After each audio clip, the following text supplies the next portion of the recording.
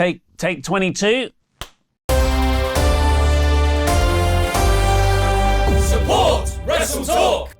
I'm Oli Davis, this is the WrestleTalk News. On Tuesday the 12th of September, WWE and the UFC finished their 5 months of business foreplay and finally updated their relationship status to merged corporate entity, an announcement that came with our first official image of Vince McMahon's new gimmick, owner of several regional branches of the Carphone Warehouse. Also a supervillain, because WWE was never actually sold to the gigantic talent management agency Endeavor, it was merged with the Endeavor-owned UFC and spun off to create a new company called TKO Group Holdings, which Endeavor owned 51% of, and the former WWE shareholders owned the remaining 49%. There are two main business theories behind merging these combat sports companies together. Number one, saving money! Although professional wrestling is predetermined and MMA is a sporting competition, they share many function similarities. That means certain generic utility departments that both companies would have their own version of, like accounting or marketing or licensing, those can be merged together. This was one of the first actions of TKO, with over 100 back-office terminations reported on Friday. The other theory, however, number two, is making money. Sure, to us fans, WWE and UFC couldn't be more different, but to a TV company or mainstream audience, they are similar enough. That is, they have people fighting each other to benefit from being sold as a bulk package. WWE and UFC are so well known, putting them together can be a huge advantage when negotiating new deals with partners, which is exactly what is happening as WWE's big $1 billion TV rights contracts are soon up for renewal. Very interestingly, Endeavor and TKO's president and COO Mark Shapiro has spoken to The Town with Matthew Baloney about this very strategy, saying they could strike a short-term deal just to align the two media contracts. While WWE's TV rights deal expires in October 2024, UFC's media deal with Disney runs out in 2025. Shapiro is seemingly suggesting they could strike a short-term deal for WWE to line it up to expire at the same time as UFC's, so TKO can offer a joint package to certain networks that would allow, say, Peacock, if they got that deal, to brand themselves as the home of all combat sports, which could be a very attractive idea given the strength of live sports in a landscape of heavily falling TV viewership. But it's not just big corporate benefits that come with packaging the WWE and UFC brands together. It will likely also profoundly change the fan experience. Speaking on the Bill Simmons podcast, Nick Khan outlined his vision of an all-star TKO weekend where SmackDown goes on Friday, UFC on Saturday with pay-per-view, and WWE goes with a premium live event on Sunday. There's also Raw on Monday there, Nick. He also spoke about how they wouldn't counter-program each other, with UFC and WWE not scheduling big pay-per-views for the same day, which is probably bad news for AEW, as that means TKO can, and most likely will, book a big show from either whenever AEW runs their weekend events. But Khan also teased what sounds like a mega draft. When talking about big spectacle events outside pay-per-views, Khan mentioned the first NFL draft in Philadelphia, where they took it out of New York and got hundreds of thousands of people there. What is there like that for UFC and WWE that could work? That's something we're hyper-focused on. Are they hyper-focused about an annual WWE draft standalone event? Is it one that has a UFC event the same weekend? Or one that involves talent from both companies, allowing a UFC fighter to be drafted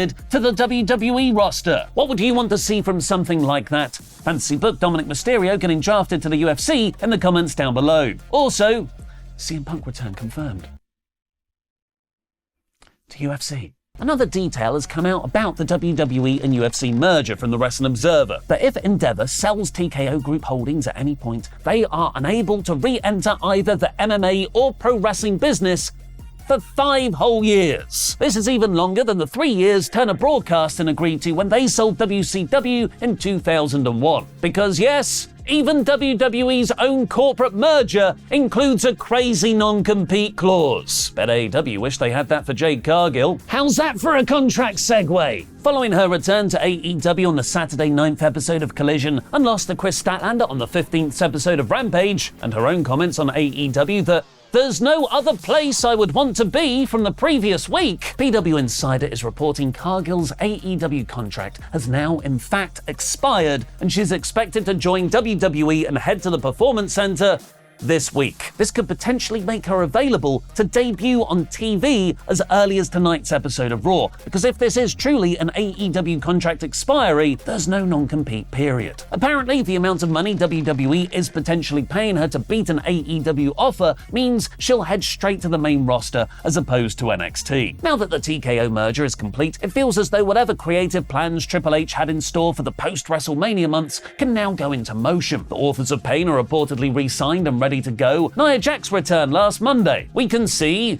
John Cena on SmackDown again, and some movie star called Rock Johnson turned up on Friday's episode. The same day as his appearance on Pat McAfee's podcast Rock, the Dwayne Johnson made his WWE return on SmackDown, where he instantly went way over time for his segment, Classic Rock. And what I'm now calling the Black Vest segment, The Rock, wearing a black vest, hit a people's elbow on Austin Theory, who was wearing a black vest, while Pat McAfee cheered on from inside the ring, also wearing a black vest. And it turns out, black vests are a draw, as Sean Ross Sapp has added up all the views The Rock's return has had on WWE's social channels, and it hit over 100 million in a day. That's inflation for you, though. I remember the days when it just used to be the millions and millions of Rock fans. Of course, though, it is best to wait a few days to confirm that number. No, don't get another tattoo, Will Ospreay!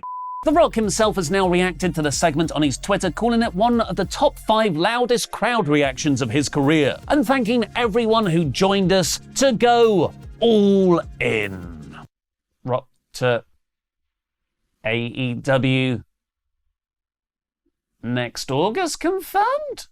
Apparently, the working idea is for the Dwayne to face Roman Reigns at WrestleMania 40, after the supposed locked-in plans didn't happen for 39 in Hollywood. This all could depend on the writer's strike, though, as Rock is likely appearing for WWE right now because his movie projects are currently halted, which is also probably the same reason John Cena has also started showing up on WWE TV. And according to F4W Online, he'll even appear on a show that was previously thought to be off-limits. Saudi Arabia are announcing Cena for the 4th of November premium live event there. Meltzer writes that it's no longer an issue that could have negative effects on his career since everyone is back doing business with the country now, and that there is basically nobody left on the WWE roster as far as they know that is either refusing to go or banned from going. The stars are literally aligning for WWE, as Roman Reigns will also reportedly be at the Crown Jewel show, and he's now being advertised for the October 27th episode of SmackDown in Milwaukee just over a week before. There are also reports of WWE's next big international event, with the West Australian Sunday Times reporting a massive stadium show in early 2024 on the road to WrestleMania in the Optus Stadium in Perth, which has a capacity of 70,000 people. We've got a full review of AEW Collision over on the WrestleTalk podcast channel today, but for now, here's my recap of the episode in 1 minute.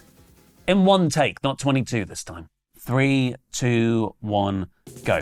Big Bill and Ricky Starks beat Bryan Danielson and Claudio Castagnoli, where Starks managed to do his pose while Claudio was swinging him. Ricky low-blowed Danielson to get the win, setting up another match between them. Hangman and the Bucks set up an ROH 6-man title match for the Grand Slam Rampage special. There are too many belts. Miro is angry with God for tempting him with his hot and flexible wife. FTR beat the Iron Savages. FTR beat the Iron Savages. Aussie Open got an enhancement win later and called out FTR for a tag title match at WrestleDream, which is exactly 1 year from their fantastic New Japan match. Neat. Someone left in the producer saying, take 22 for a Keith Lee promo. 22 takes? What is this? A David Fincher movie? John Silver beat Anthony Bowens thanks to Evil Uno interference, setting up a trios title program there. Eddie Kingston cut a great promo on Claudio. Andrade beat Scorpio Sky. Jay White continued his feud with Andrade after, and the Righteous were really impressive in their AEW debut, beating the Hardys in the main event.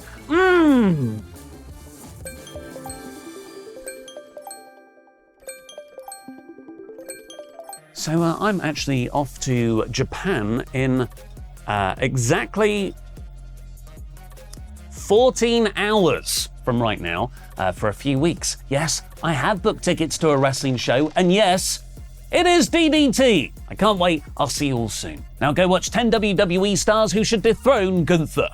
Means something? I mean, there was a period of time when the IC belt was considered to be the workhorse belt, a belt that one would hold before moving out of the mid-card and into the main event. Guys like Bret Hart, Edge, Shawn Michaels, The Rock, Triple H, Steve Austin. But you might look at those guys and think to yourself, aren't all those names from like